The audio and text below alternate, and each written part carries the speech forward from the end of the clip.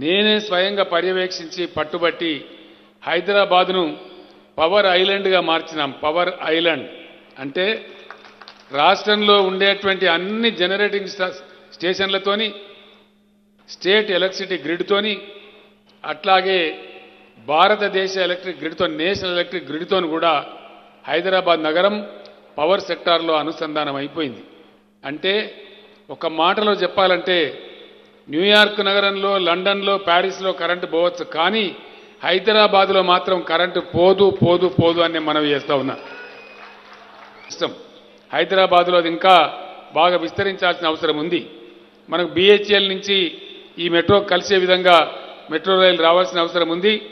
Hyderabad outer ring రోడ్లో కూడా హైదరాబాద్ చుట్టూ కూడా మెట్రో రావాల్సినటువంటి అవసరం ఉంది. భవిష్యత్తులో భగవంతుని దయ వల్ల కేంద్ర ప్రభుత్వ సహకారం ఉన్నా లేకున్నా రాబోయే రోజులలో ఆ సౌకర్యాలు కూడా మనం కలిగించుకుంటామని చెప్పి నేను మీ అందరికీ మనవి చేస్తా ఉన్నా.